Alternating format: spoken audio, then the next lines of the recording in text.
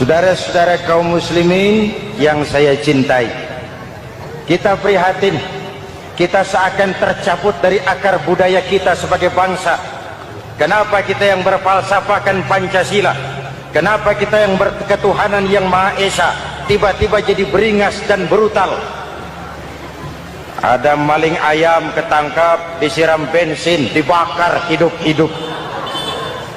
Kok kita bisa begitu? Street justice, pengadilan jalanan mulai tegak. Iyalah kita tidak puas dengan kerja aparat kita, tapi jangan main hakim sendiri. Ini negara, bukan hutan.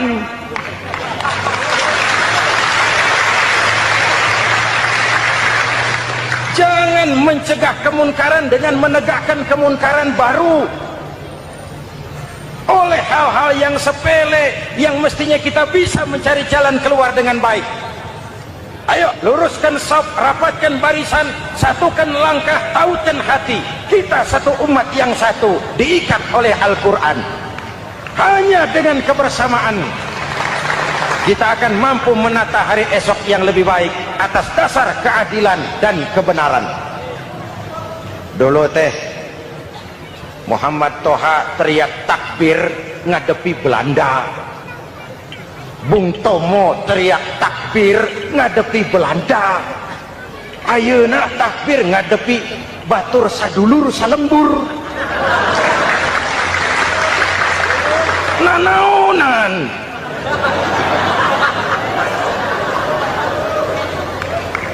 Bung Tomo teriak takbir, Muhammad Toha teriak takbir, yang dihadapi jelas penjajah Belanda. Kita ngadepi saudara sendiri, Allahu Akbar, yang sana teriak Allahu Akbar, setan tepuk tangan di tengah. Yuk kita rukun, yuk kita kompak, yuk kita bersatu, yuk kita pulang, yuk.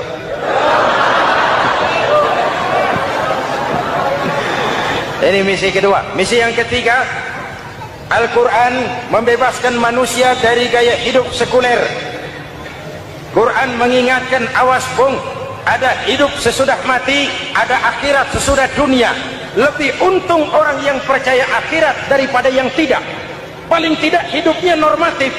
Contoh, saudara yakin akhirat ada, lalu saudara hidup baik-baik, menjauhi yang munkar, meninggalkan yang haram, saudara sujud, puasa, jihad, lalu saudara mati.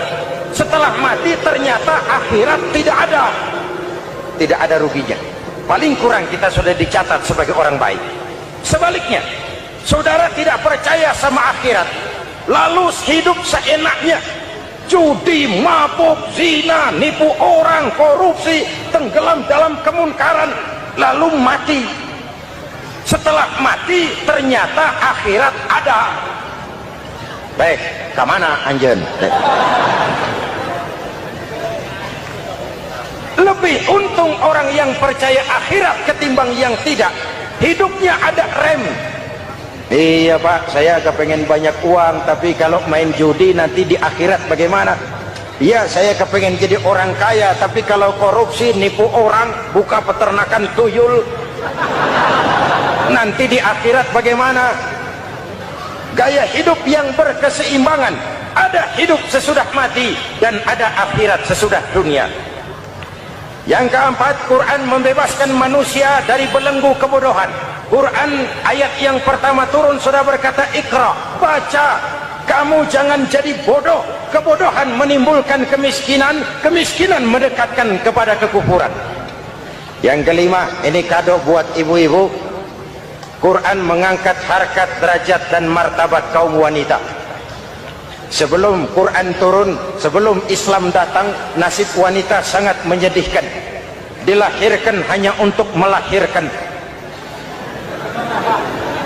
Kalaupun berperan, peranannya tidak lebih segitiga. Dapur, sumur, kasur. Kasur, sumur, dapur. Dapur, sumur, kasur. Wanita dilecehkan, sekadar alat pemuas nafsu. Datang Islam, Rasul terenyuh, An-nisa imadul bilad, wanita adalah tiangnya negara. Jikalau baik wanita, baik negara. Jikalau rusak wanita, hancur negara. Karena wanita, negara jaya. Betul? Karena wanita, negara hancur. Betul? Maka wanita adalah bidadari yang kadang-kadang setan. Kadang-kadang.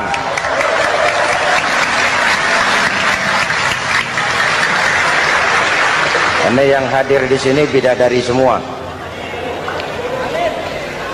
Ibu bapak, saudara-saudara hadirin yang saya hormati. Lalu bagaimana sikap kita terhadap Al-Quran? Quran sendiri menjelaskan, "Thumma awrasnal kitab alladzina istafaina min ibadina." Kemudian kami wariskan kitab Al-Quran yang kami pilih buat hamba-hamba kami yang terpilih. Luar biasa. Umatnya umat pilihan, rasulnya rasul pilihan, kitabnya pun kitab pilihan. Kami wariskan Al-Quran kepada hamba-hamba kami yang kami pilih.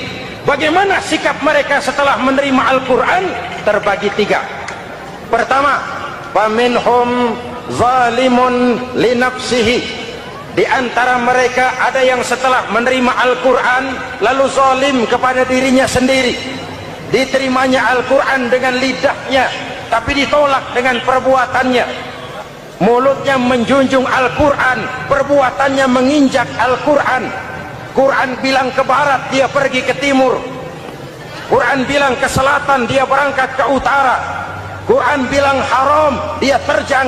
Quran bilang halal, dia tidak mau. Orang seperti itu tidak zalim kepada Allah, tapi zalim kepada dirinya sendiri. Apakah mudah-mudahan kita yang termasuk golongan ini? Amin. Yang kedua, wa minhum muqtasid.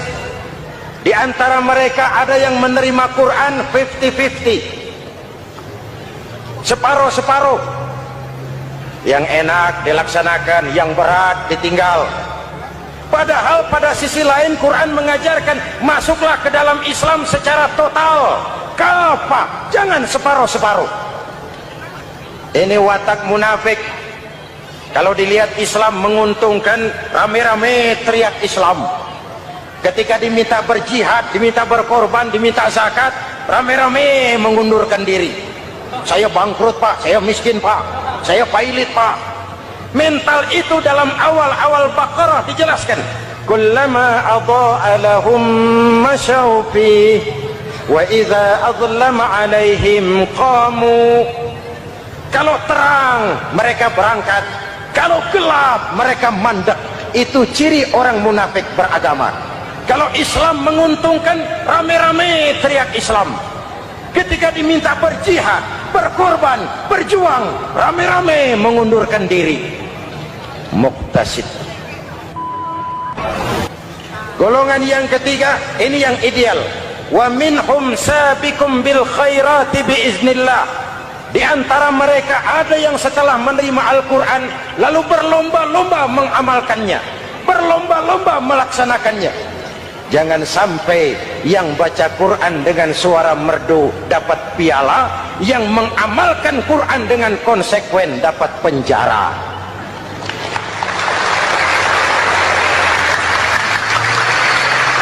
Itu ironi, itu menyedihkan, itu memilukan, dan itu memalukan.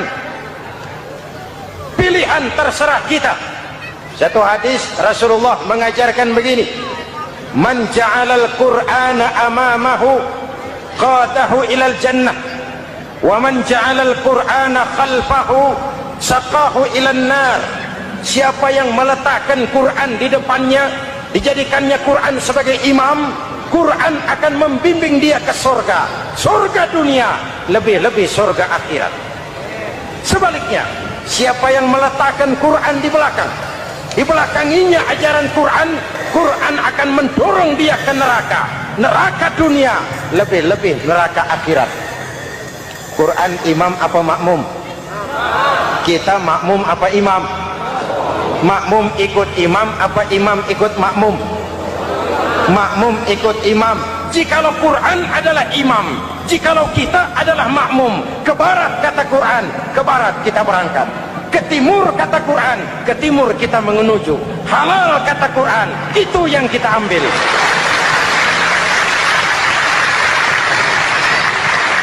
Mari kita jadikan Ramadan sebagai bulan di mana sedikit demi sedikit kita berupaya kembali menjadi generasi yang Qurani. Rasulullah pernah ditanya, kalau Tuhan wafat ya Rasul, kemana kami minta nasihat? Aku tinggalkan kamu dua nasihat. Satu yang diam saja, satu yang bisa bicara. Yang bisa bicara apa ya Rasul? Al-Quran. Minta nasihat Quran. Yang diam saja apa ya Rasul? Maut. Dalam hidup ada dua nasihat. Nasihat yang bisa bicara, Al-Quran. Nasihat yang diam saja, maut. Kok kita bisa begitu? Street justice, pengadilan jalanan mulai tegak. Iyalah kita tidak puas dengan kerja aparat kita, tapi jangan main hakim sendiri. Ini negara, bukan hutan.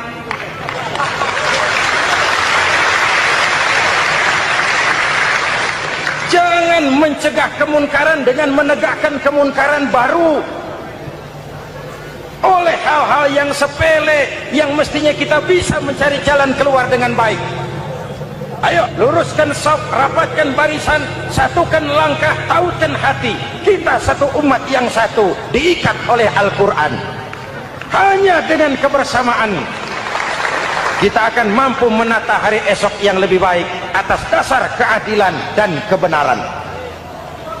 Dulu teh Muhammad Toha teriak takbir ngadepi Belanda. Bung Tomo teriak takbir ngadepi Belanda.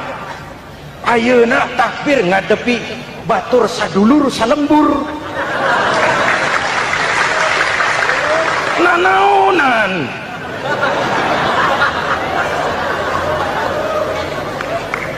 Bung Tomo teriak takbir, Muhammad Toha teriak takbir. Yang dihadapi jelas penjajah Belanda. Kita ngadepi saudara sendiri, Allahu Akbar. Yang sana teriak Allahu Akbar, setan tepuk tangan di tengah. Yuk kita rukun yuk, kita kompak yuk, kita bersatu yuk, kita pulang yuk.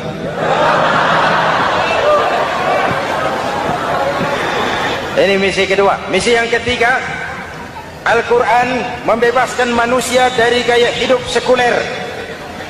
Quran mengingatkan, awas bung, ada hidup sesudah mati, ada akhirat sesudah dunia. Lebih untung orang yang percaya akhirat daripada yang tidak. Paling tidak hidupnya normatif. Contoh, saudara yakin akhirat ada, lalu saudara hidup baik-baik, menjauhi yang munkar, meninggalkan yang haram, saudara sujud, puasa, jihad, lalu saudara mati. Setelah mati ternyata akhirat tidak ada. Tidak ada ruginya. Paling kurang kita sudah dicatat sebagai orang baik.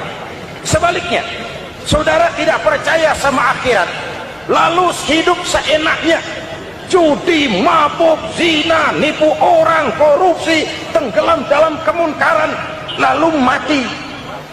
Setelah mati ternyata akhirat ada. Baik, kemana anjen? Lebih untung orang yang percaya akhirat ketimbang yang tidak. Hidupnya ada rem. Iya pak, saya kepengen banyak uang, tapi kalau main judi nanti di akhirat bagaimana?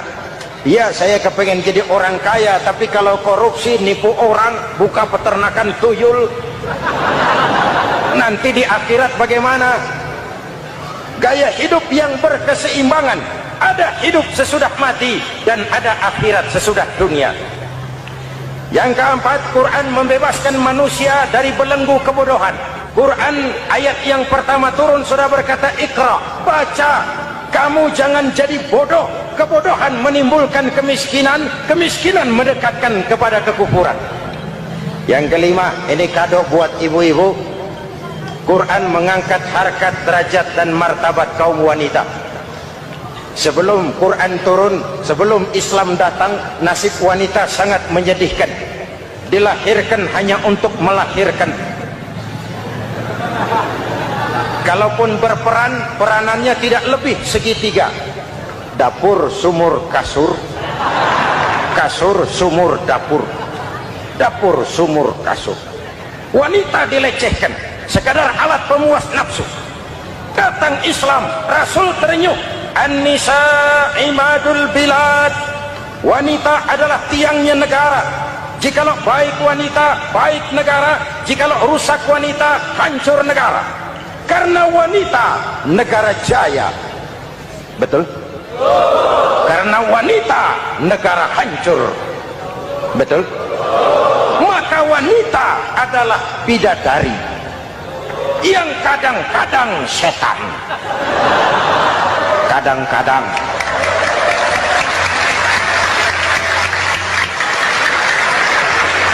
Ini yang hadir di sini bidadari semua.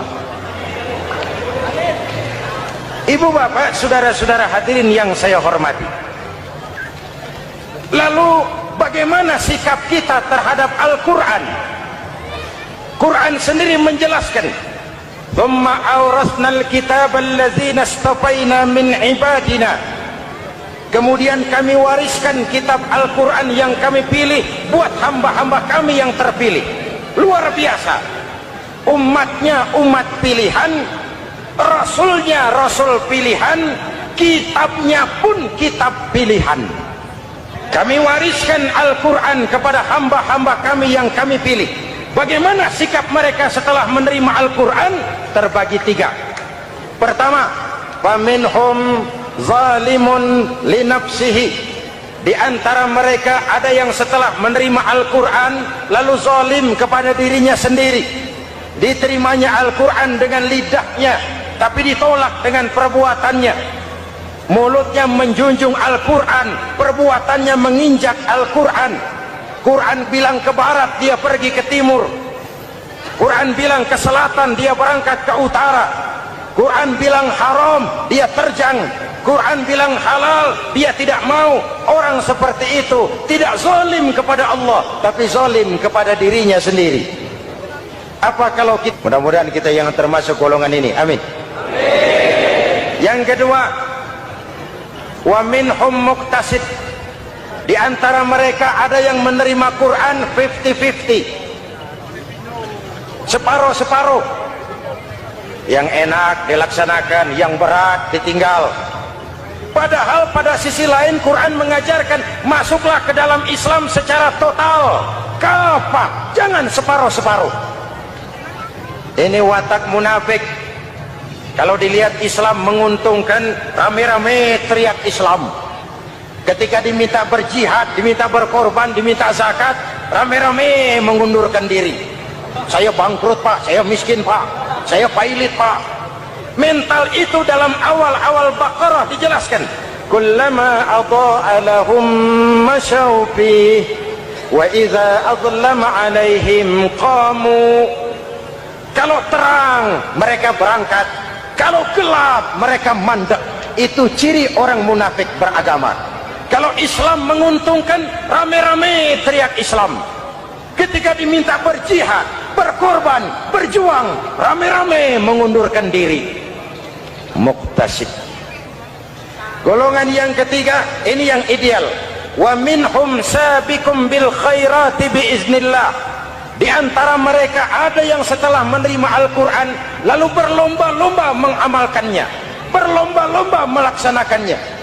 Jangan sampai yang baca Quran dengan suara merdu dapat piala, yang mengamalkan Quran dengan konsekuen dapat penjara.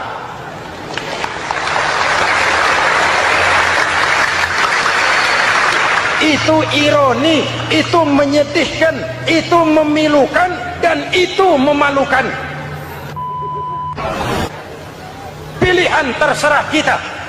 Satu hadis Rasulullah mengajarkan begini, man ja'alal qur'ana amamahu qadahu ilal jannah wa man ja'alal qur'ana khalfahu saqahu ilan nar. Siapa yang meletakkan Quran di depannya, dijadikannya Quran sebagai imam, Quran akan membimbing dia ke surga, surga dunia, lebih-lebih surga akhirat.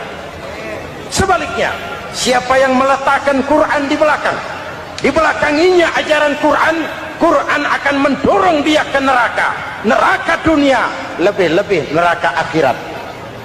Quran imam apa makmum? Kita makmum apa imam? Makmum ikut imam apa imam ikut makmum? Makmum ikut imam. Jikalau Quran adalah imam, jikalau kita adalah makmum, ke barat kata Quran, ke barat kita berangkat. Ke timur kata Quran, ke timur kita menuju. Halal kata Quran, itu yang kita ambil.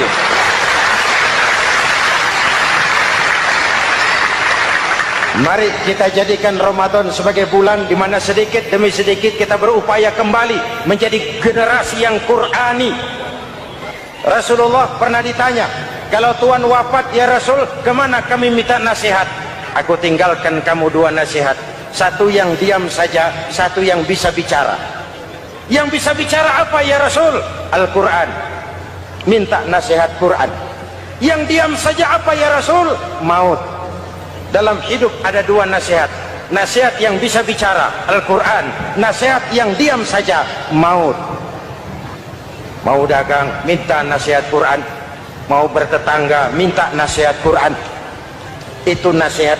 Nasihat yang kedua, diam saja, tahu-tahu datang maut. Makanya anggap ini Ramadan terakhir yang diberikan Allah kepada kita, karena tahun depan tidak ada jaminan kita bertemu Ramadan. Manfaatkan 10 yang akhir untuk meningkatkan nilai ibadah kita kepada Allah Subhanahu wa ta'ala.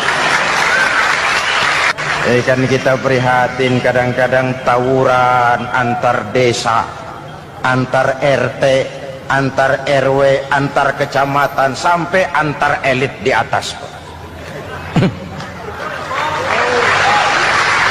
Makanya saya ulang lagi pesan ini, kalau elit di atas tawuran, jadilah penonton yang baik. Saudara-saudara kaum muslimin yang saya cintai, kita prihatin, kita seakan tercabut dari akar budaya kita sebagai bangsa. Kenapa kita yang berfalsafahkan Pancasila, kenapa kita yang berketuhanan yang Maha Esa tiba-tiba jadi beringas dan brutal? Ada maling ayam ketangkap, disiram bensin, dibakar hidup-hidup. Kok kita bisa begitu? Street justice, pengadilan jalanan mulai tegak. Iyalah kita tidak puas dengan kerja aparat kita, tapi jangan main hakim sendiri.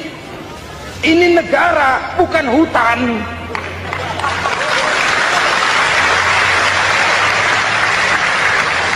Jangan mencegah kemunkaran dengan menegakkan kemunkaran baru. Oleh hal-hal yang sepele yang mestinya kita bisa mencari jalan keluar dengan baik. Ayo luruskan saf, rapatkan barisan, satukan langkah, taukan hati. Kita satu umat yang satu, diikat oleh Al-Quran. Hanya dengan kebersamaan kita akan mampu menata hari esok yang lebih baik atas dasar keadilan dan kebenaran. Dulu Muhammad Toha teriak takbir ngadepi Belanda. Bung Tomo teriak takbir ngadepi Belanda. Ayeuna takbir ngadepi batur sadulur salembur. Nanaonan.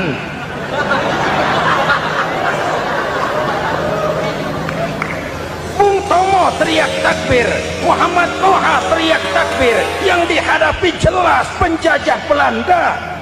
Kita ngadepi saudara sendiri, Allahu Akbar, yang sana teriak Allahu Akbar, setan tepuk tangan di tengah.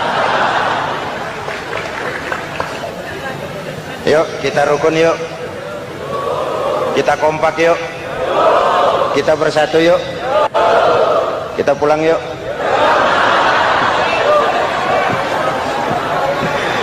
Ini misi kedua. Misi yang ketiga, Al-Quran membebaskan manusia dari gaya hidup sekuler. Quran mengingatkan, awas bung, ada hidup sesudah mati, ada akhirat sesudah dunia. Lebih untung orang yang percaya akhirat daripada yang tidak. Paling tidak hidupnya normatif. Contoh, saudara yakin akhirat ada, lalu saudara hidup baik-baik, menjauhi yang munkar, meninggalkan yang haram, saudara sujud, puasa, jihad, lalu saudara mati. Setelah mati ternyata akhirat tidak ada ruginya. Paling kurang kita sudah dicatat sebagai orang baik.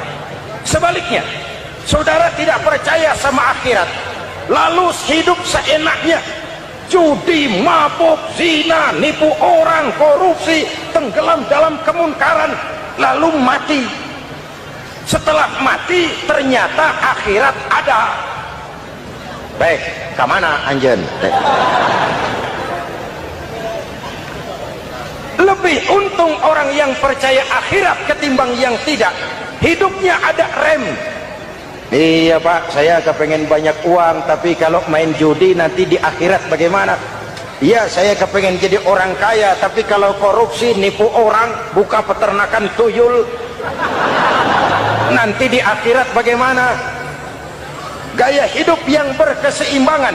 Ada hidup sesudah mati dan ada akhirat sesudah dunia. Yang keempat, Quran membebaskan manusia dari belenggu kebodohan.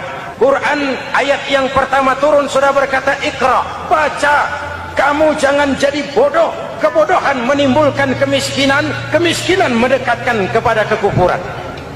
Yang kelima, ini kado buat ibu-ibu, Quran mengangkat harkat, derajat dan martabat kaum wanita. Sebelum Quran turun, sebelum Islam datang, nasib wanita sangat menyedihkan. Dilahirkan hanya untuk melahirkan. Kalaupun berperan, peranannya tidak lebih segitiga. Dapur, sumur, kasur. Kasur, sumur, dapur. Dapur, sumur, kasur. Wanita dilecehkan, sekadar alat pemuas nafsu. Datang Islam, Rasul terenyuh, An-nisa imadul bilad. Wanita adalah tiangnya negara. Jikalau baik wanita, baik negara. Jikalau rusak wanita, hancur negara. Karena wanita, negara jaya. Betul? Karena wanita, negara hancur. Betul? Maka wanita adalah bidadari yang kadang-kadang setan. Kadang-kadang.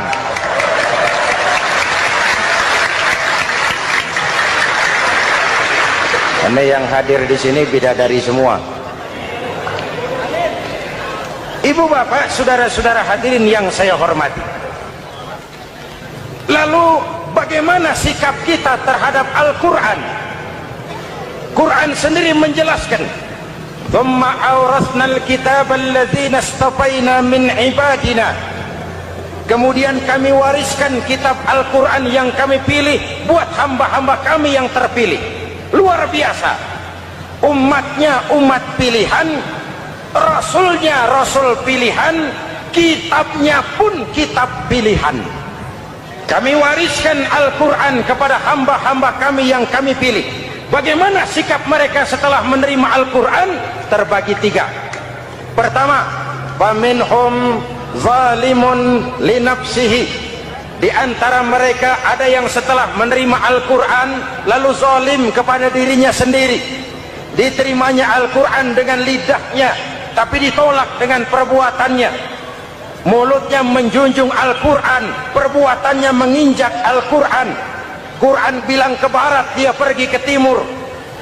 Quran bilang ke selatan, dia berangkat ke utara. Quran bilang haram, dia terjang. Quran bilang halal, dia tidak mau. Orang seperti itu tidak zalim kepada Allah, tapi zalim kepada dirinya sendiri. Apakah mudah-mudahan kita yang termasuk golongan ini, amin. Yang kedua, wa minhum muqtasid. Di antara mereka ada yang menerima Quran 50-50, separuh-separuh. Yang enak dilaksanakan, yang berat ditinggal. Padahal pada sisi lain Quran mengajarkan masuklah ke dalam Islam secara total, kafah, jangan separuh-separuh. Ini watak munafik. Kalau dilihat Islam menguntungkan, rame-rame teriak Islam. Ketika diminta berjihad, diminta berkorban, diminta zakat, rame-rame mengundurkan diri. Saya bangkrut pak, saya miskin pak, saya pailit pak. Mental itu dalam awal-awal Baqarah dijelaskan. Kullama adha'a lahum masyaw fih wa idza adlama alaihim qamu. Kalau terang mereka berangkat, kalau gelap mereka mandek. Itu ciri orang munafik beragama. Kalau Islam menguntungkan, rame-rame teriak Islam. Ketika diminta berjihad, berkorban, berjuang, rame-rame mengundurkan diri. Muqtasid. Golongan yang ketiga, ini yang ideal. Wa minhum sabiqum bil khairati biiznillah. Di antara mereka ada yang setelah menerima Al-Quran lalu berlomba-lomba mengamalkannya, berlomba-lomba melaksanakannya. Jangan sampai yang baca Quran dengan suara merdu dapat piala, yang mengamalkan Quran dengan konsekuen dapat penjara.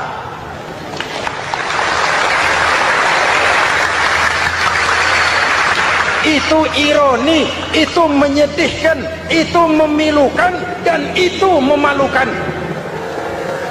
Pilihan terserah kita. Satu hadis Rasulullah mengajarkan begini: man ja'alal Qur'ana amamahu qadahu ilal jannah, wa man ja'alal Qur'ana khalfahu saqahu ilan nar. Siapa yang meletakkan Quran di depannya, dijadikannya Quran sebagai imam, Quran akan membimbing dia ke surga, surga dunia, lebih-lebih surga akhirat. Sebaliknya, siapa yang meletakkan Quran di belakang, dibelakanginya ajaran Quran, Quran akan mendorong dia ke neraka, neraka dunia, lebih-lebih neraka akhirat. Quran imam apa makmum? Kita makmum apa imam? Makmum ikut imam apa imam ikut makmum? Makmum ikut imam. Jikalau Quran adalah imam, jikalau kita adalah makmum. Ke barat kata Quran, ke barat kita berangkat. Ke timur kata Quran, ke timur kita menuju. Halal kata Quran, itu yang kita ambil.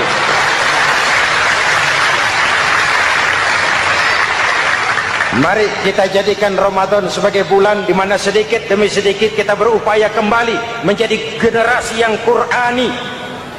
Rasulullah pernah ditanya, kalau Tuhan wafat ya Rasul, kemana kami minta nasihat? Aku tinggalkan kamu dua nasihat, satu yang diam saja, satu yang bisa bicara. Yang bisa bicara apa ya Rasul? Al-Quran. Minta nasihat Quran. Yang diam saja apa ya Rasul? Maut. Dalam hidup ada dua nasihat. Nasihat yang bisa bicara, Al-Quran. Nasihat yang diam saja, maut. Kok kita bisa begitu? Street justice, pengadilan jalanan mulai tegak. Iyalah kita tidak puas dengan kerja aparat kita, tapi jangan main hakim sendiri. Ini negara, bukan hutan.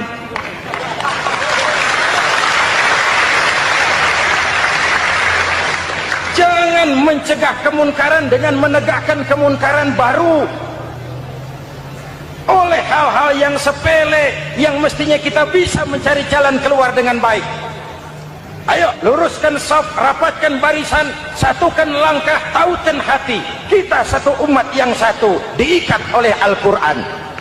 Hanya dengan kebersamaan kita akan mampu menata hari esok yang lebih baik atas dasar keadilan dan kebenaran. Dulu Muhammad Toha teriak takbir ngadepi Belanda. Bung Tomo teriak takbir ngadepi Belanda. Ayeuna takbir ngadepi batur sadulur salembur. Nanaunan.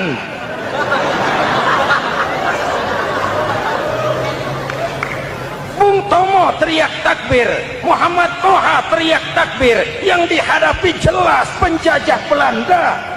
Kita ngadepi saudara sendiri, Allahu Akbar. Yang sana teriak Allahu Akbar, setan tepuk tangan di tengah. Yuk kita rukun yuk, kita kompak yuk, kita bersatu yuk, kita pulang yuk.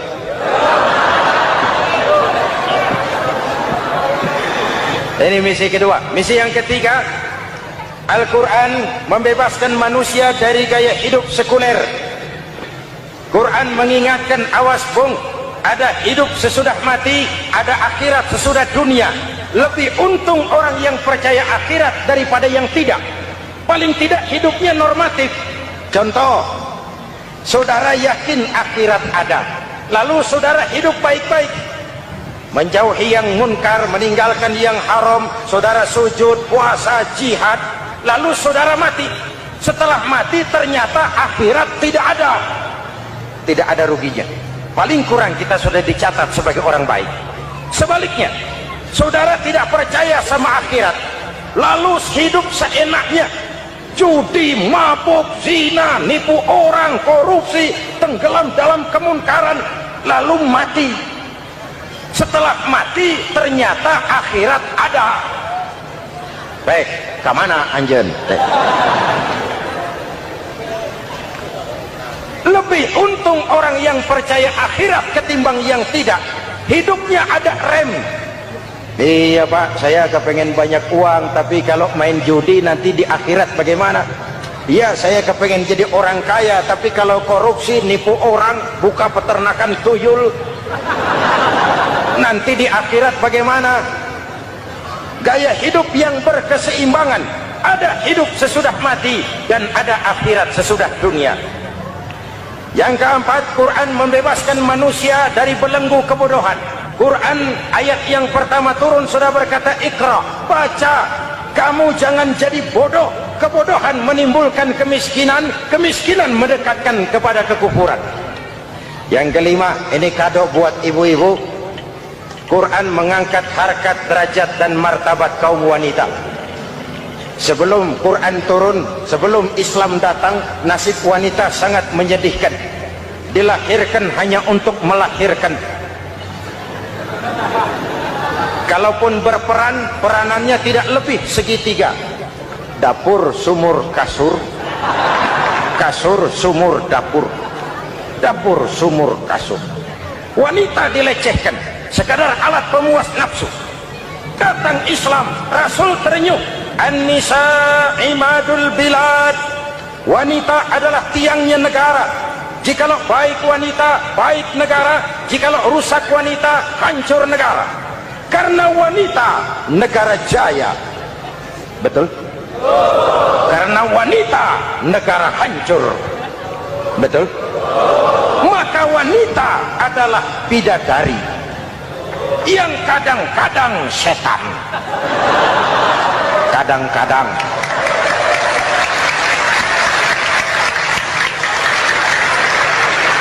Ini yang hadir di sini bidadari semua. Ibu bapak, saudara-saudara hadirin yang saya hormati. Lalu bagaimana sikap kita terhadap Al-Quran? Quran sendiri menjelaskan, "Tsumma awrasnal kitaba alladzina istafaina min ibadina." Kemudian kami wariskan kitab Al-Quran yang kami pilih buat hamba-hamba kami yang terpilih. Luar biasa. Umatnya umat pilihan, Rasulnya Rasul pilihan, kitabnya pun kitab pilihan.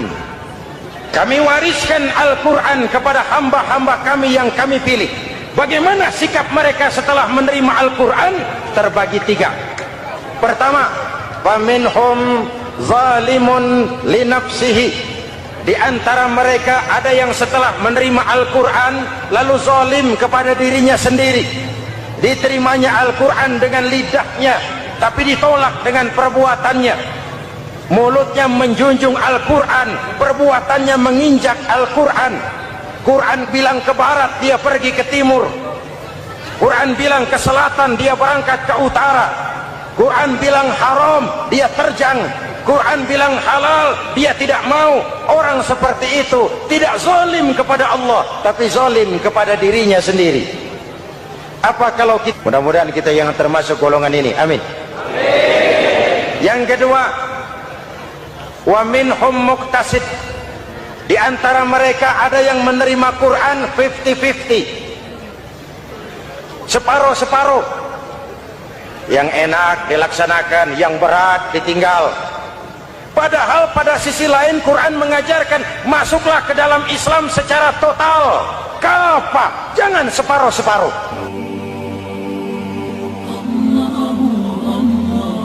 Pertemuan yang lalu sudah saya jelaskan bahwa hidup selalu berakhir dengan kematian. Apabila datang kematian menimpa seseorang, datanglah kiamat baginya. Itu yang disebut dengan kiamat kecil. Hakikatnya mati adalah perpindahan dari kehidupan di dunia ini menuju kehidupan di alam barzakh. Menunggu kita di alam barzakh sampai datangnya saat kiamat, entah 10 tahun, entah 100 tahun, entah 1000 tahun, hanya Allah saja yang maha tahu. Adapun orang-orang beriman yang melakukan amal kebajikan dalam kehidupan di dunia ini, masa penantian yang lama di alam barzakh buat mereka sebentar saja. Tetapi bagi orang-orang kafir yang ingkar, yang tidak beriman kepada Allah, yang hidup di dunia cuma menumpuk-numpuk dosa, tentu penantian di alam barzakh akan merupakan waktu yang sangat lama. Bukankah dalam kehidupan kita waktu itu memang relatif? Contoh misalnya, bagi pemuda-pemudi yang sedang duduk asyik memadu cinta, waktu 4-5 jam saja rasanya cuma 4-5 menit. Tenggelam oleh keasikan. Tapi buat orang yang berbaring di rumah sakit, meratap di balik-balik apa itu tembok derita kata lagu, di balik dinding-dinding penjara, sehari bagai seminggu, seminggu rasa sebulan, sebulan boleh jadi rasa setahun. Penantian yang sangat lama. Kapan kiamat itu akan datang? Ini rahasia Allah. Jangankan kita yang orang awam, baginda Nabi sendiri tidak diberitahu oleh Allah kapan kiamat itu akan terjadi. Tetapi sungguh pun demikian, banyak hadis-hadis yang menjelaskan ciri atau tanda-tanda datangnya kiamat. Nah, kalau sudah bicara soal tanda kiamat itu ada 2. Pertama yang disebut alamatus sughra, tanda-tanda kecil. Ini waktunya masih ada tenggang. Ada yang dinamakan alamatul kubra, tanda-tanda besar. Artinya kiamat sudah diambang pintu. Apa tanda-tanda kecil dari datangnya hari kiamat itu? Misalnya kata Nabi, apabila ilmu sudah diangkat oleh Allah. Artinya apabila ulama sudah banyak wafat, minat orang belajar agama berkurang, lalu kebodohan nampak merajalela di mana-mana, zina dikerjakan secara terbuka, minuman-minuman keras jadi kebanggaan. Itu termasuk di antara tanda-tanda kecil terjadinya hari kiamat. Apalagi misalnya iza waladatil ammatu rabbataha, apabila budak sudah melahirkan tuan. Apa maksudnya? Ada yang mentafsirkan apabila anak sudah bisa membudaki orang tuanya. Orang tua yang melahirkan dia, yang membesarkan dia, demi setelah si anak besar jadi orang berpangkat, bertitel, berharta, berkedudukan, jadilah orang tua itu budaknya. Sehingga sering dibilang kalau orang tua kaya, anak jadi raja. Tapi kalau anak yang kaya, orang tua sering jadi budak. Apalagi munculnya fitnah yang bergelombang, timbul perang antara dua bangsa yang besar, waktu berjalan terasa sangat pendek sekali. Itu merupakan tanda di antara tanda-tanda kiamat. Termasuk di dalamnya sulit membedakan mana laki, mana perempuan. Kan kalau tanda-tanda kayak begini sekarang sudah banyak kita lihat kan. Lama banyak wafat, penggantinya sulit. Zina dikerjakan berterang-terangan, minuman keras jadi kebanggaan, banyak anak membudaki orang tuanya, sulit membedakan mana laki mana perempuan. Kadang-kadang dari belakang kita lihat perempuan bener, begitu kita colek nengok jenggotan.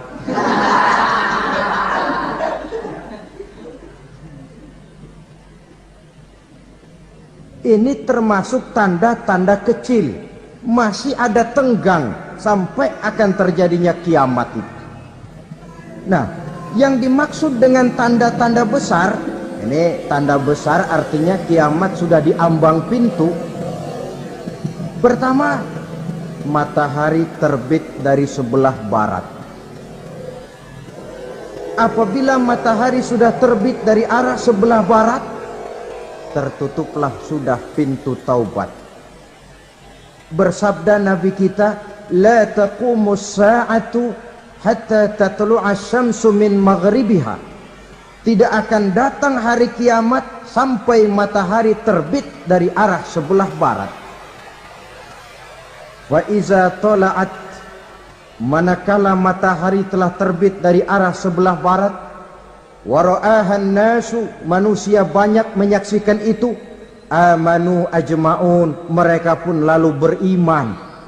Yang tadinya kafir, yang tadinya ingkar, yang tadinya membangkang, setelah melihat matahari terbit dari sebelah barat, buru-buru beriman, berlomba-lomba mengucap dua kalimat syahadat.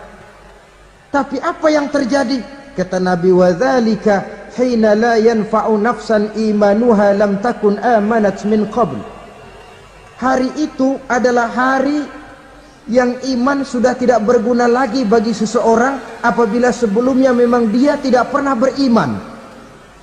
Au kasabat fi imaniha khaira, atau beriman tetapi tidak pernah melakukan kebajikan di dalam keimanannya itu. Hari yang sudah kasib, hari yang sudah terlambat, beriman tidak akan ada gunanya lagi. Ini pelajaran buat kita. Sebelum sang surya terbit dari sebelah barat, sebelum nafas sampai di tenggorokan, artinya pintu taubat masih terbuka. Kalau dua hal itu sudah terwujud, nafas sudah sampai di kerongkongan atau matahari sudah terbit dari arah sebelah barat, tertutuplah sudah pintu taubat. Tak ada lagi gunanya pangkat, jabatan, harta, bahkan beriman pun dalam suasana macam itu. Too late, kata orang Kulon. Sudah terlambat. Matahari terbit dari arah sebelah barat. Itu tanda besar, artinya kiamat sudah di ambang pintu. Lalu apalagi tanda besar? Munculnya Dajjal. Dajjal artinya pendusta-pendusta yang menyesatkan manusia. Ada dua macam Dajjal, saudara. Ada Dajjal kecil, ini Dajjal kelas teri. Kalau ini sejak zaman Rasulullah sudah ada itu. Tiap zaman ada. Di zaman Rasulullah misalnya ada yang bernama Aswad al-Unsi dari Yaman, ada yang namanya Musailamah al-Kazzab dari Yamama, ada yang namanya Ibnu Sayyad dari Madinah. Ini Dajjal-Dajjal di zaman Rasul. Musailamatul Kazzab memproklamirkan diri jadi nabi, dia di zaman Rasul masih hidup. Ini Dajjal zaman Nabi. Di zaman sahabat muncul Dajjal-Dajjal. Di zaman kita sekarang ini, dajjal-dajjal pun gentayangan. Dajjal-dajjal kelas teri. Kerjanya mendustakan manusia, menyesatkan manusia, memalingkan manusia dari jalan yang benar dan diridhoi oleh Allah Subhanahu wa taala. Adapun yang merupakan tanda besar dari datangnya kiamat, dajjal-dajjal kelas kakap. Pembohong-pembohong besar yang menyesatkan masyarakat manusia berpaling dari jalan Allah mengikuti jalan mereka. Apa sih ciri dajjal itu? Kata Nabi dalam hadis Bukhari Muslim, innad dajjala, sesungguhnya yang namanya dajjal itu yakhruju, satu saat akan muncul mendekati hari kiamat. Wa inna ma'ahu ma'an, si dajjal ini membawa air, wa naran, dan juga membawa api. Dua simbol. Di tangan yang satu dia bawa air, di tangan yang satu dia bawa api. Wa ammal ladzi yarahu an-nasu ma'an fanarun, adapun yang orang banyak lihat air, hakikatnya adalah api. Yang dilihat api, hakikatnya adalah air. Oleh sebab itu, kalau api yang ditawarkan, ambillah air. Kalau air yang ditawarkan, pilihlah api. Maksudnya apa ini? Ini bahasa simbol, saudara-saudara. Dajjal bicaranya seolah-olah untuk kepentingan manusia, menawarkan surga. Surga yang dia tawarkan hakikatnya neraka. Hai manusia, kalau kau mau bahagia, jangan dekat-dekat dengan agama. Sholat itu tidak efektif dan efisien, tidak produktif dari segi ekonomi itu. Menghadiri majelis taklim cuma buang-buang waktu. Tahajud, tasbih, tahlil, baca Quran, apa itu? Pekerjaan mubazir saja. Hidup ini cuma sekali, masa yang cuma sekali, manfaatkan dengan sebaik-baiknya. Mumpung, dibawanya sifat mumpung tetapi dalam pengertian yang sangat negatif. Bicaranya seolah-olah untuk kepentingan manusia, tetapi sebenarnya menjerumuskan manusia. Menawarkan air, tapi sebenarnya api. Menawarkan api, tapi hakikatnya air. Buat apa kamu sholat? Buat apa kamu bayar zakat? Buat apa kamu puasa? Surga yang dicanangkan Dajjal, hakikatnya neraka. Neraka yang digambarkan Dajjal, pada dasarnya adalah surga.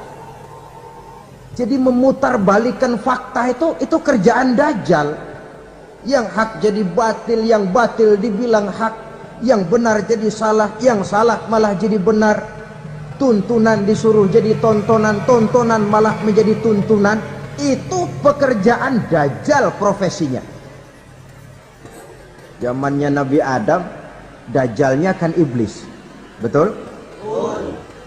Apa sih rayuan iblis itu?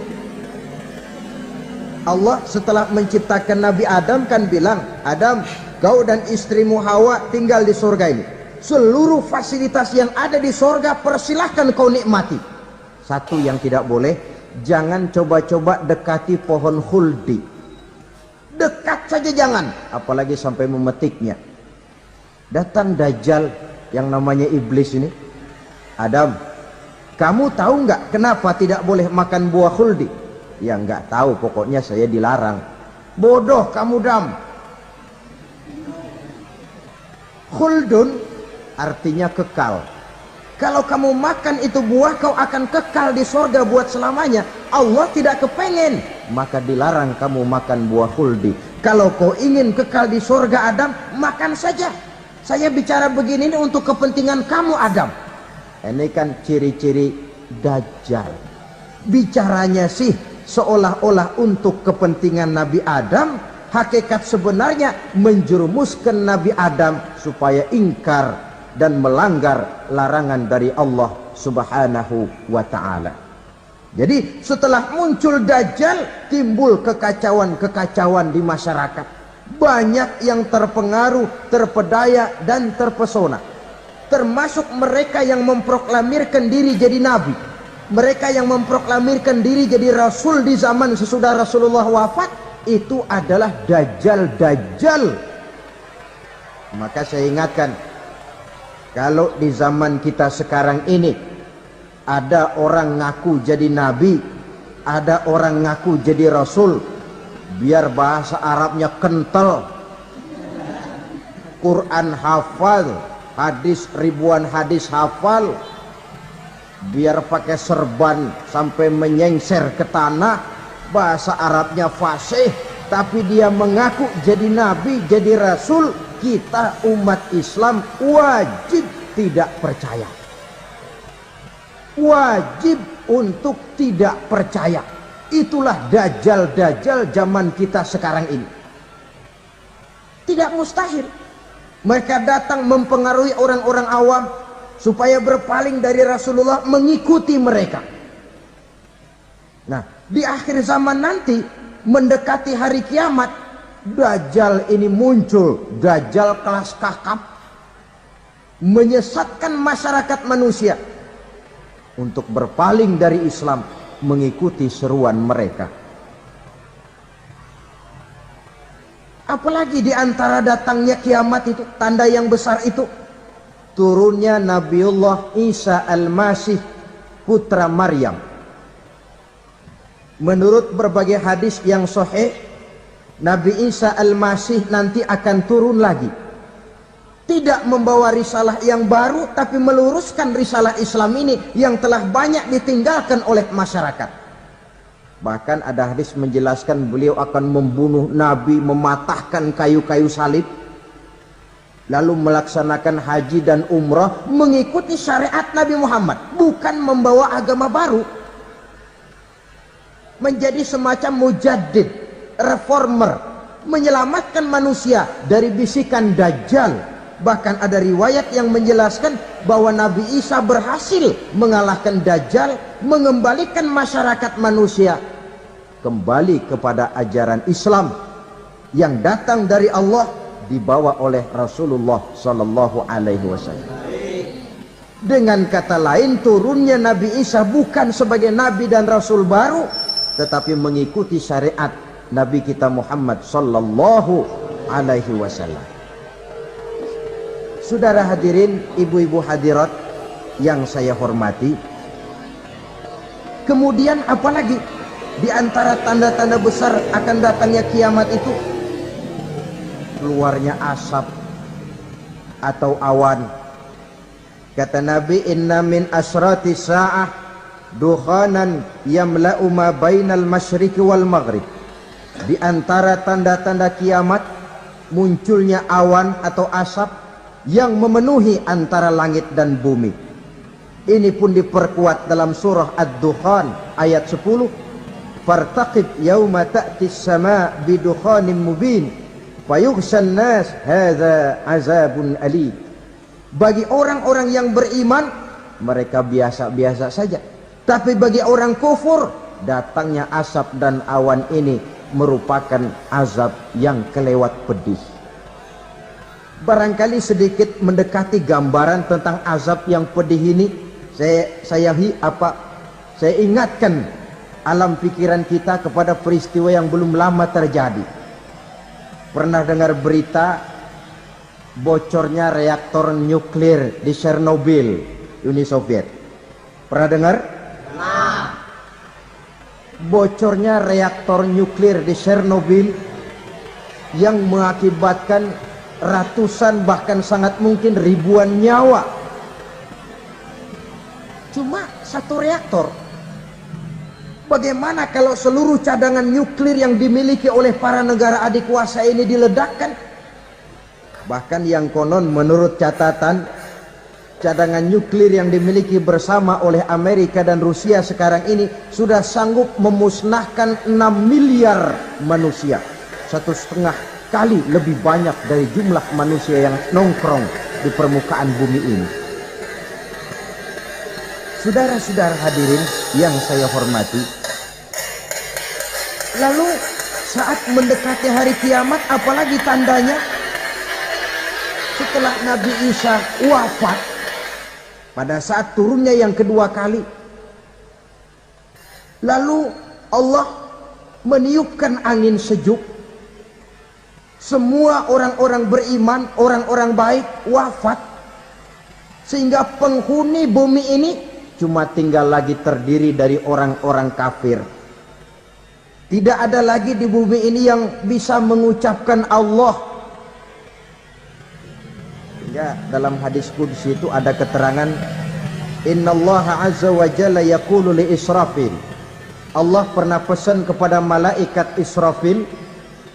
Kata Allah, Israfil, iza sami'ta qailan yaqul Allah Allah fa akhirin nafakh 40 sanatan ikraman liqailiha. Hai Israfil, apabila kau dengar di permukaan bumi masih banyak orang yang mengucapkan Allah Allah, maka tunda sangkakala kiamat itu 40 tahun. Untuk apa? Ikraman liqailiha, menghormati orang yang mengucapkan Allah Allah itu. Wah, jadi karena sekarang masih banyak yang mengucapkan Allah, besar hatilah kita, masih jauh kiamat itu. Tapi jangan lupa, kiamat pribadi, kiamat kecil itu yang gak kita sangka-sangka. Ajal datang mencabut nyawa, itu kiamat pribadi. Dan itu yang pasti kita hadapi, dan itu yang membuat kita tidak boleh bersikap main-main di dalam kehidupan sekarang ini. Saudara hadirin yang saya hormati, tidak ada lagi orang-orang muslim. Seluruh penduduk dunia ini kafir. Lalu terciptalah struktur sosial yang berlandaskan prinsip hidup semau gue. Bakal terjadilah prinsip di mana yang kaya menyantap yang miskin, yang kuat menindas yang lemah. Hidup sudah bagaikan di rimba belantara, berlaku hukum rimba. Siapa yang kuat dia yang menang, siapa yang lemah menjadi mangsa. Timbul kekacauan, maksiat merajalela, munkarat menjadi-jadi, sehingga isi bumi ini penuh dengan segala macam perbuatan dosa. Tidak ada perlunya lagi alam diperpanjang temponya. Datang saat yang sudah dijanjikan oleh Allah Azza wa Jalla, maka terjadilah yang disebut kiamat kubra, kiamat besar, kiamat hancur-hancuran. Bagaimana kejadian ini dimulai? Dalam surah Az-Zumar ayat 68, Allah subhanahu wa ta'ala berfirman, wa nufikha fis suri fasa'iqa man fis samawati wa man fil ardi illa man sya'allahu. Maka manakala ditiuplah sangkakala, terkejutlah seluruh yang ada di langit dan seluruh yang ada di bumi.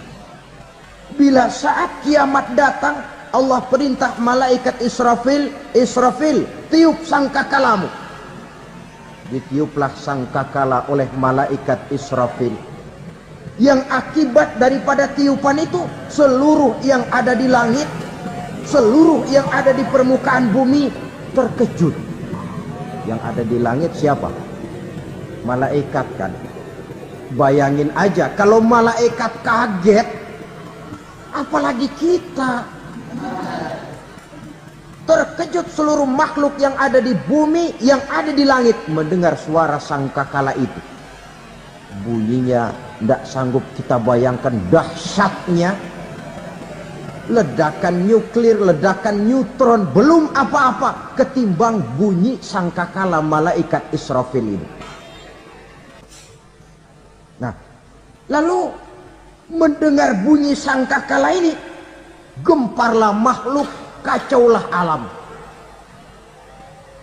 Bumi gempa, planet-planet bertabrakan, gunung meletus, air laut tumpah ke darat, angin topan bertiup, halilintar menyambar. Lalu semua yang bernama hidup mati total. Mati bareng tanpa persiapan. La haula wala quwata illa billah. Saya kadang-kadang dalam tafakur bermohon, ya Allah, mudah-mudahan saya nggak nemuin kiamat beneran. Ngeri, nggak bisa kita bayangkan macam apa suasana seperti itu. Allah saja banyak memberikan gambaran, misalnya Al-Qari'ah, wa mal Qari'ah, wa ma adraka mal Qari'ah. Kejadian yang menggemparkan. Tahukah kamu apa kejadian yang menggemparkan itu? Yauma yakunun nasu kal farasil mabsus wa takunul jibalu kal ihnil manfus. Pada saat itu manusia berterbangan bagai kupu-kupu. Gunung berterbangan seperti kapas ditiup angin. Gunung saja macam kapas, konon lagi manusia. Kematian total, mulai semut sampai gajah mati, jin mati, iblis mati, malaikat mati. Malaikat saja mati. Saudara hadirin yang saya hormati, kematian total yang tanpa persiapan. Orang bilang, Pak, kalau mati bareng begitu yang repot malaikat maut dong ya. Cabut sana, cabut sini. Itu kalau menurut logika kita, mestinya begitu menurut logika. Tapi logika juga yang bilang nggak perlu serepot itu. Sebab untuk mematikan listrik di wilayah DKI, di wilayah Jakarta, nggak perlu tiap rumah didatengin matiin, ya lama. Cukup dari kantor pusatnya saja PLN tekan satu tombol, gelaplah seluruh Jakarta. Saudara hadirin yang saya hormati, kematian total. Lalu setelah kematian total, planet-planet juga mati, dalam arti tidak bergerak dan beredar. Angin mati, dalam arti tidak bertiup. Air mati, dalam arti tidak ada riak gelombang. Pokoknya semua mati. Kullu nafsin za'iqatul maut, semua yang bernafas mati. Dalam ayat lain, kullu man 'alaiha fan, semua yang ada di permukaan bumi fana. Yang kekal cuma Allah Subhanahu wa ta'ala. Yang paling belakang mati malaikat maut dan malaikat Israfil. Tapi mati juga sesuai dengan janji Allah. Menurut hadis Bukhari Muslim dari Abi Hurairah, masa tenggang waktu antara kematian total pada tiupan sangkakala pertama dengan proses kebangkitan pada tiupan sangkakala kedua 40 lamanya. Tidak dijelaskan oleh Abi Hurairah 40 jam, apa 40 hari, apa 40 tahun. Hadis-hadis cuma menyebutkan 40 saja. Sunyi alam, yang tinggal cuma Allah saja lagi. Ketika itu Allah berseru-seru, katanya, limanil mulkul yauma. Siapa para penguasa hari ini? Mana itu raja-raja dan penguasa yang dulu mengaku jadi Tuhan? Fir'aun. Mana Fir'aun sekarang? Yang dulu jadi raja, merasa berhasil, sombong, lalu tidak mau turun-turun dari kekuasaannya, sampai kepada puncak kekurang ajarannya mengangkat diri jadi Tuhan. Mana itu Fir'aun? Namrus. Mana sekarang Namrus? La ilaha illa ana. Ternyata tidak ada Tuhan lain selain daripada aku, kata Allah. Proses kemudian, saudara-saudara, turunlah hujan dari langit. 40 lamanya hujan itu. Tidak jelas juga 40 jam apa 40 hari. Setelah air turun membasahi, datanglah tiupan sangkakala yang kedua. Semua yang bernama mati bangkit dari kuburnya masing-masing. Ini yang disebut Yaumul Ba'thi, hari kebangkitan. Allahu Akbar. Pada saat kita bangkit dari kubur kita masing-masing, kumpul di padang mahsyar namanya. Bayangin aja, saya sendiri nggak sanggup bayangin. Manusia sejak zaman Adam sampai zaman kiamat kumpul bareng di tempat sama. Berapa banyaknya itu?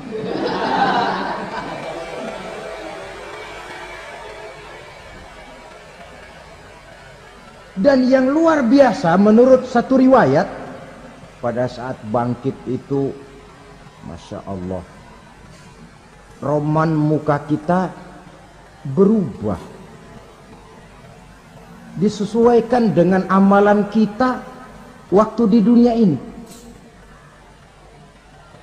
Barang siapa yang waktu di dunia amalannya itu amalan tikus, di akhirat nanti dia bangkit dari kubur, mukanya seperti muka tikus. Gagah betul badannya, tapi mukanya seperti tikus. Kenapa? Amalannya waktu di dunia seperti amalan tikus. Apa amalan tikus itu? Suka ngegeragoti barang yang sudah disimpan rapi-rapi. Orang sudah simpan uang rapi-rapi, simpan perhiasan rapi-rapi, digeragoti oleh tikus. Maling-maling, pencoleng-pencoleng, koruptor-koruptor, itu nanti di akhirat nanti kita lihat mukanya seperti muka tikus. Oh, ini waktu di dunia suka nyolong, hanya seperti muka tikus. Barang siapa yang waktu di dunia ini amalannya itu amalan macan, dia akan bangkit nanti mukanya seperti muka macan. Apa amalan macan? Macan itu amalannya menang-menangan. Orang yang mau menang saja nggak mau mengalah. Coba lihat di hutan. Kenal hutan nggak? Di hutan, raja hutan di mana-mana pasti macan. Betul kan? Betul. Padahal hutan belum pernah bikin pemilihan umum. Tapi macan tidak peduli ada pemilihan umum apa tidak, pokok saya raja. Sebab apa? Macan jadi raja itu bukan karena benar, tapi karena kuat jadi raja. Setelah dia jadi raja, rakyat hutan yang mesti dilindungi malah dimakan oleh raja macan. Kambing rakyat hutan dimakan oleh macan. Ayam rakyat hutan dimakan oleh macan. Itu nanti kita lihat di akhirat itu mukanya seperti muka macan, gagah betul. Lalu barang siapa yang di dunia ini amalannya itu seperti amalan anjing, nanti dia punya muka seperti muka anjing. Apa amalan anjing? Pertama, anjing itu kalau disuruh jaga rumah, dia tidak bisa membedakan mana maling, mana tamu. Biar yang datang maling, kalau bawa tulang, anjing kalem. Yang kedua, anjing itu akan setia kepada siapa saja yang memberinya roti. Siapa yang memberinya roti, itulah majikannya. Apa kata majikannya, pasti dia laksanakan. Soal benar atau salah, dia tidak peduli. Setelah anjing dapat roti, dia tidak punya pilihan lain kecuali bilang, abdi mah kumaha juragan wae ayeuna mah.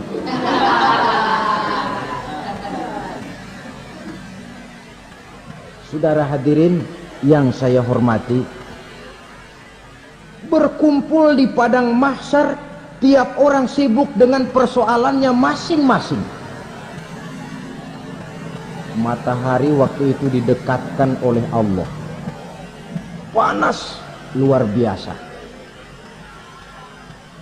Ada yang saking panasnya itu mencucurkan peluh keringat sampai sebatas mata kakinya. Ada yang keringatnya sampai sedengkulnya, ada yang keringatnya sampai sepusatnya, ada yang keringatnya mengalir sampai sebahunya, ada yang kelelap oleh keringatnya sendiri, sementara orang di sampingnya nggak apa-apa. Bergantung lagi amalan dia waktu di dunia ini. Saudara-saudara, sebagian orang dalam kepanikan padang mahsyar berombong-rombong datang mereka menghadap Nabi Adam. Ya Adam, anta abal bashar.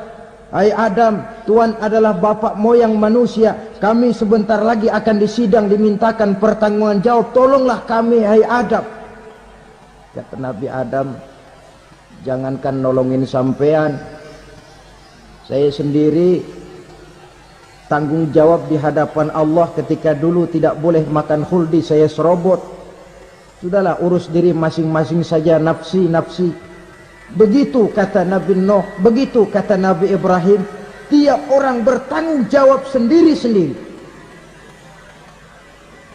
Ketika itulah saudara-saudara, nikmatnya menjadi umat Nabi besar Muhammad sallallahu alaihi wasallam. Sebab apa? Walaupun menurut abjad kita ini umat paling belakang, karena paling belakang kita ini toh, karena Nabi Muhammad adalah Nabi akhir, tapi akan dihisap lebih dulu, lewat di atas sirat lebih dulu, masuk surga lebih dahulu ketimbang umat-umat belakangan. Ketika Rasul mendekati ajal, beliau tanyakan itu kepada malaikat Jibril. Malaikat Jibril berkata, Muhammad jangan khawatir, Allah sudah berjanji, inni haramtul jannata ala sairil anbiya hatta tadkhulaha anta wa haramtuha ala sairil umami hatta tadkhulaha ummatuka. Surga aku haramkan buat seluruh nabi kecuali kalau engkau Muhammad sudah masuk ke dalamnya, dan surga aku haramkan buat seluruh umat kecuali kalau umatmu Muhammad sudah masuk ke dalamnya. Logikanya, walaupun menurut abjad kita umat paling belakang, bakal dihisap paling dulu, lewat di atas sirat paling dulu, masuk surga paling dulu, kalau mampir ke neraka juga paling ya resiko. Jangan mau enaknya aja paling dulu. Saudara hadirin yang saya hormati, setelah masa kebangkitan itu jangan dikira begitu bangkit langsung diperiksa. Masih menunggu menanti ribuan tahun perhitungan padang mahsyar untuk sampai kepada proses yang disebut yaumul hisab, hari perhitungan. Seorang demi seorang bakal dipanggil. Bayangkan saja, kita se-RT saja di absen, kadang-kadang perlu waktu lama. Ini manusia sejak zaman Nabi Adam sampai datang hari kiamat, satu demi satu disidang di hadapan Qadhi Rabbul Jalil. Status sosial copot sudah waktu itu. Yang pernah jadi hartawan di situ tidak lagi kelihatan kehartawanannya. Yang pernah jadi jenderal tidak lagi dipanggil jenderalnya. Yang ustadz tidak lagi dipanggil al-mukarramnya. Seluruh status sosial selesai. Dipanggillah kita seorang demi seorang menghadap Qadhi Rabbul Jalil. Bagaimana proses penghisaban itu? Pertama, proses tanya jawab. Di antaranya ada hadis menyatakan, lan tazula qadama 'abdin yaumal qiyamah hatta yus'ala an arba'i khisalin. Besok di hari kiamat tidak akan bergeser telapak kaki seorang hamba sampai dia ditanya lebih dulu tentang 4 persoalan. Tentang ilmunya. Kemana ilmu itu diamalkan? Tentang umurnya. Di mana umur itu dihabiskan? Tentang masa mudanya. Kemana masa muda itu dipakai? Tentang hartanya. dari mana harta itu didapat dan kemana harta itu dibelanjakan. Ini termasuk proses tanya jawab. Jadi kalau istilah pengadilan dunia, nama Fulan bin Fulan. Kamu waktu di dunia diberikan umur panjang untuk apa? Pernah mengalami masa muda, kemana kau habiskan masa remajamu? Kau diamanahkan ilmu, dengan apa ilmumu kau amalkan?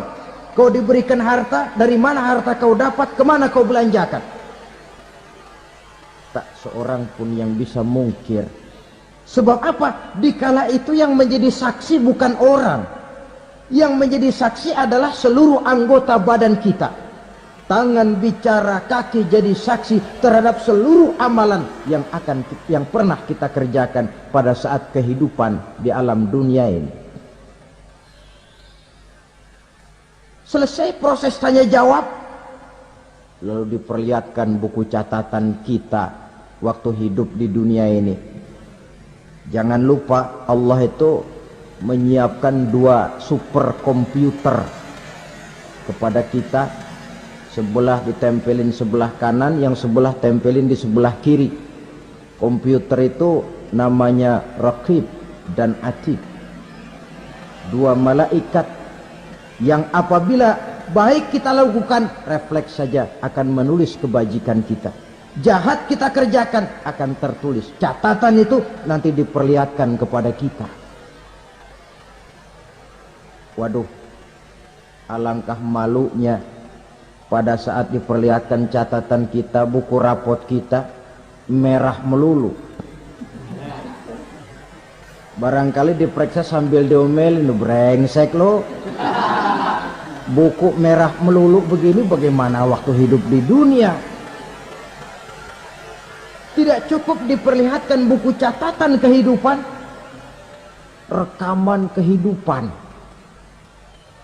Rekaman kehidupan kita secara utuh sejak terlahir sampai ajal datang merenggut nyawa. Barangkali mirip dengan video sekarang ini, di mana terekam dengan baik seluruh kegiatan kita sejak yang sekecil-kecilnya sampai kepada yang sebesar-besarnya. Untuk kemudian kita pun menerima balasan. In khairan fa khairun wa in syarran fa syarrun. Kalau baik ya baik balasannya, kalau jahat ya jahat juga balasannya.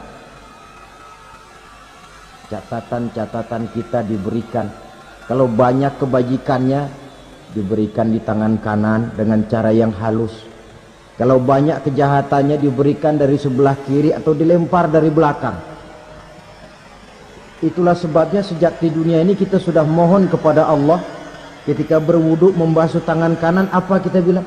Allahumma a'tini kitabi biyamini wa hasibni hisaban yasira. Ya Allah, berikan saya kitab di tangan kanan, dan kalau saya memang perlu dihisap, hisaplah saya yang seringan-ringannya.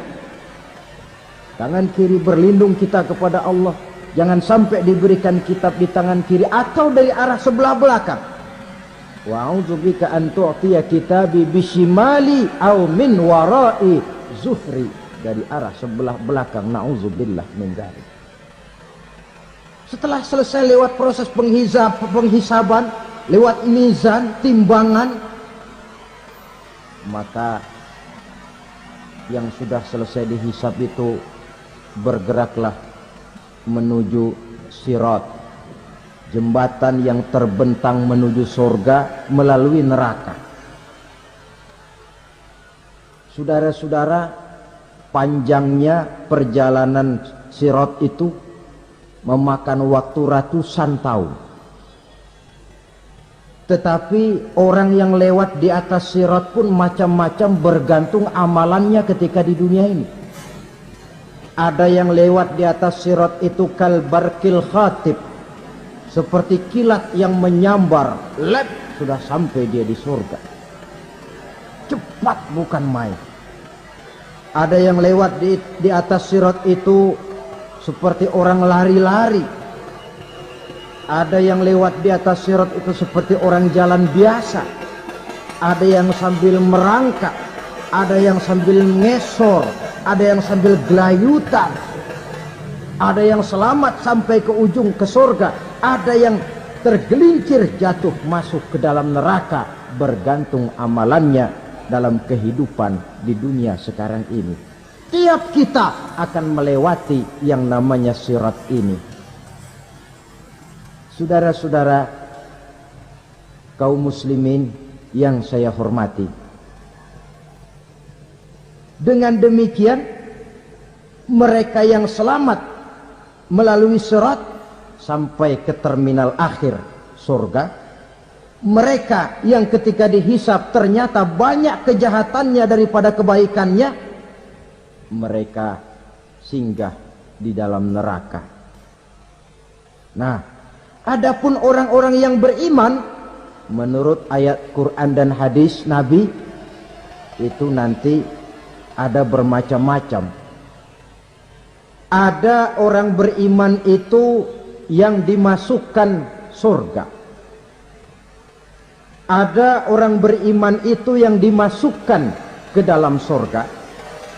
Ada orang beriman itu yang disebut penduduk surga. Kenapa lain-lain, Pak? Karena waktu di dunia amalannya juga lain-lain. Ada orang beriman yang masuk surga. Ini paling murah tiketnya.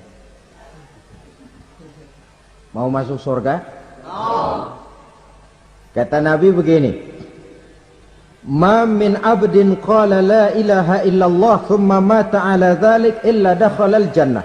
Kalau seorang hamba sudah mengucap dua kalimat syahadat, dia yakin dengan kebenaran kalimat itu sampai matinya, orang itu akan masuk surga. Abi Dzar yang waktu itu diajak bicara heran, ya Rasul kok gampang betul? Iya, walaupun orang itu mencuri, iya, walaupun orang itu berzina, iya, biar dia mencuri, biar dia berzina, kalau dia sudah mengucap dua kalimat syahadat, dia yakin dengan kebenaran kalimat itu sampai matinya, itu orang akan masuk surga. Jadi masuk surga cukup dua kalimat syahadat, yakin sampai mati, masuk surga. Itu perkara masuk. Tapi kalau pertanyaannya diterusin, masuknya kapan, Pak? Nah, ini lain lagi urusannya. Sebab ada yang masuknya itu langsung, ada yang mampir dulu.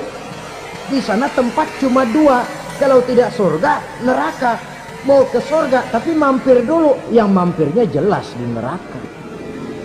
Kenapa? Dalam hadis qudsi ada riwayat, nanti itu di akhirat, setelah Allah selesai mengatur penduduk surga masuk surga, yang neraka masuk neraka, Allah berkata kepada malaikat Malik, malaikat Malik, labaik ya Allah, itu bajingan-bajingan tengik, manusia-manusia durjana yang waktu di dunia tidak mau sujud, jauh dari ulama, gemar melakukan yang munkarat dan maksiat, hidup di tengah masyarakat selalu jadi bibit keonaran, kufur, sudah masuk neraka semua.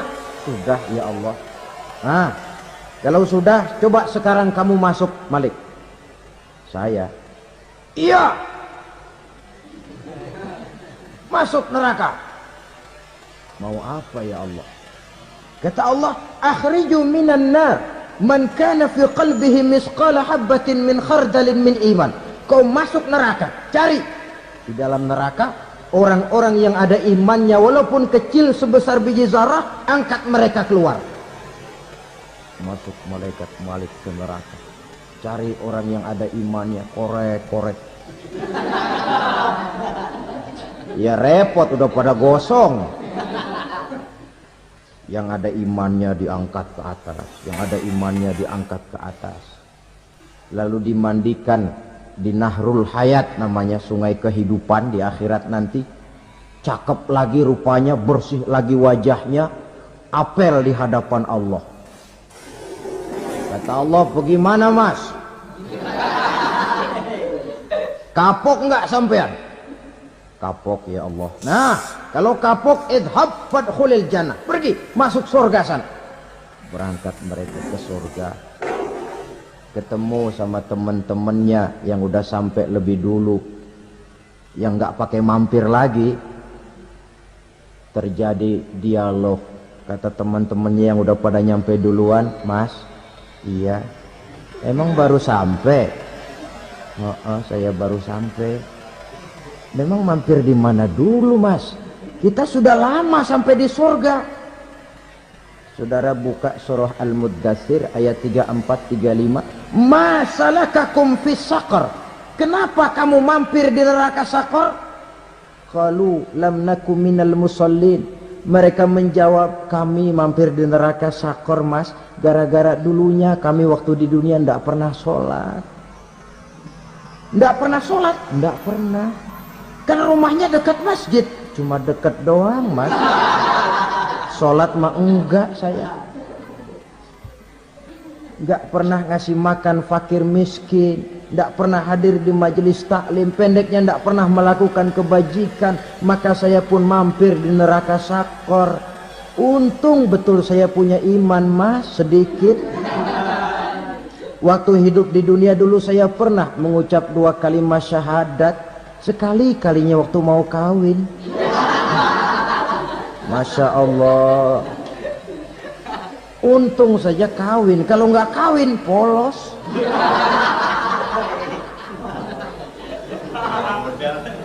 Itu juga pengulu sudah setengah mati ngajarin. Asyhadu alla, asyaduaan, asyaduaan.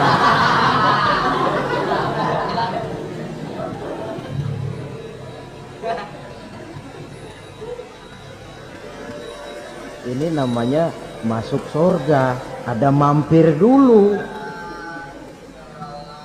Ada pula orang mukmin itu yang dimasukkan surga. Namanya dimasukkan kan terima beres. Saya masuk ke rumah, jalan sendiri, cari tempat sendiri. Saya dimasukkan ke dalam rumah, terima beres, pokok ada di dalam, itu dimasukkan namanya. Nggak pakai mampir. Tapi tentu tiketnya lebih mahal ketimbang yang pertama tadi. Apa kata Allah? Innal ladzina amanu wa amilus salihat la ukaffiranna anhum sayyi'atihim wa la udkhilannahum jannah. Sesungguhnya orang-orang yang beriman kemudian beramal soleh, kami hapuskan segala dosa dan kesalahannya, kami masukkan mereka ke dalam surga. Lihat ayatnya, Allah yang memasukkan, kita yang dimasukkan. Tidak pakai transit, tidak usah mampir. Cuma tidak cukup syahadat, tidak cukup amanu, tapi diiringi dengan wa'amilus salih. Iman, amal. Tidak cukup syahadat, lalu dibuktikan dia sholat, dia zakat, puasa, lalu dia melakukan berbagai macam kebajikan. Ini yang menyebabkan dia tidak pakai mampir di tempat yang bernama Saqar. Lalu ada pula orang mukmin itu yang disebut penduduk sorga. Wah, ini sudah VIP ini. Ashabul jannah, penduduk sorga. Siapa mereka? Kata Allah, innal ladzina amanu summa istaqamu fala khaufun alaihim wala hum yahzanun ulaika ashabul jannah hum fiha khalidun. Sesungguhnya orang-orang yang beriman lalu istiqamah, tetap dalam melaksanakan perintah Allah, tidak goyah, tidak labil tapi stabil, istiqamah, mereka tidak takut dan tidak bersedih hati. Merekalah penduduk surga. Iman, istiqamah. Tidak punya duit, sembahyang. Banyak duit, sembahyang. Miskin, sembahyang. Kaya, tetap sembahyang. Istiqamah. Kadang orang kalau susah rajin ke masjid, banyak duitnya ngelihat masjid melengos. Itu yang dibilang waktu miskin hamba Allah, setelah kaya jadi hamba harta. Bergeser, tidak ada nilai istiqomahnya. Saudara-saudara, dengan begitu penduduk neraka itu dua. Ada penduduk permanen, ada penduduk yang semi permanen. Yang semi permanen orang-orang beriman yang mempunyai dosa besar. Mereka masuk ke neraka untuk menerima azab sesuai dengan dosanya. Bila selesai masa azab itu, mereka akan diangkat untuk ditempatkan kembali ke dalam surganya Allah Subhanahu wa ta'ala. Nah, dikala itulah saudara-saudara, ada yang disebut syafaat dari Rasulullah Sallallahu Alaihi Wasallam. Tapi tentu jangan lupa, syafaat ini ibarat kain menambal dia. Kita punya kain bolong-bolong sedikit, syafaat yang menambal. Salat kita ada kurang dikit, sedekah kita ada campur riak dikit, amalan kita ada tidak karena Allah dikit, kita berharap syafaat. Jadi biarlah kain masih bolong-bolong, yang penting punya kain. Tapi kalau kainnya tidak ada, yang ditambal apanya? Salat tidak, puasa tidak, zakat tidak, berharap syafaat saja. Ya, terlalu berlebihan itu.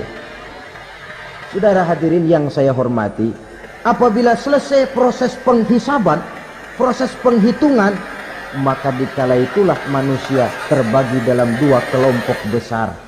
Fariqun fil jannah wa fariqun fis sa'ir. Sekelompok orang-orang beruntung yang masuk ke dalam surga, dan sekelompok lagi masuk ke dalam neraka. Akan memakan waktu untuk menceritakan sifat surga dan neraka, tapi insya Allah pada kesempatan pertemuan lain saya sampaikan. Namun sebagai gambaran umum cukuplah saya sampaikan sebuah hadis qudsi. Allah jelaskan, a'dadtu li'ibadiyas salihin ma la 'ainun ra'at wa la uzunun sami'at wa la khatara fi qalbil bashar. Aku sediakan buat hamba-hambaku yang soleh, yang tidak pernah terlihat oleh mata, tidak pernah terdengar oleh telinga, dan belum pernah terdetik dalam hati manusia. Jadi kenikmatan surga belum pernah dilihat mata, belum pernah didengar telinga, belum pernah terdetik dalam hati. Pedihnya azab neraka belum pernah terlihat mata, belum pernah terdengar telinga, belum pernah terdetik dalam hati. Saudara hadirin yang saya hormati, oleh karena itu sebagai uraian akhir daripada kiamat ini, marilah sama-sama kita memanfaatkan hidup dengan sebaik-baiknya, supaya jangan timbul penyesalan di hari kemudian nanti. Mudah-mudahan kita seluruhnya diselamatkan Allah dari azab neraka dan mendapat surga dan ridhonya. Sekian dan demikianlah pertemuan kita kali ini. Terima kasih banyak atas segala perhatian. Mohon maaf atas segala kekurangan. Usikum wa nafsi bitaqwallah. Wassalamualaikum warahmatullahi wabarakatuh. Waalaikumsalam warahmatullahi wabarakatuh.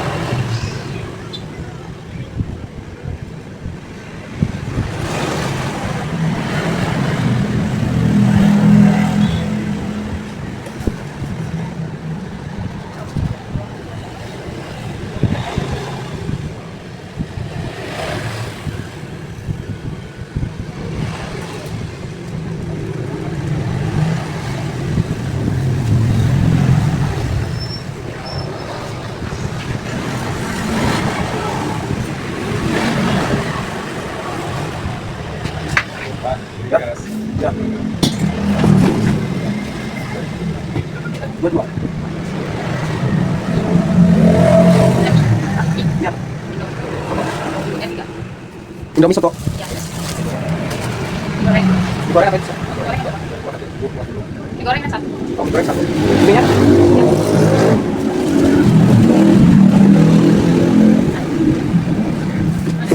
Apa? 15.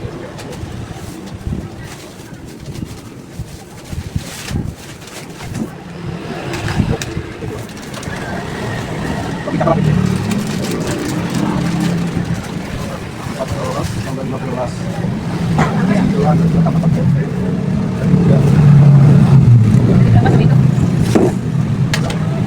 Tiga tambah dua ya. 55. 58.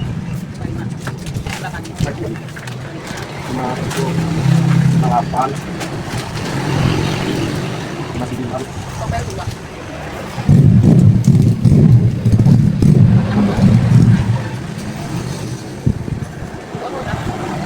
Mana? Pakai.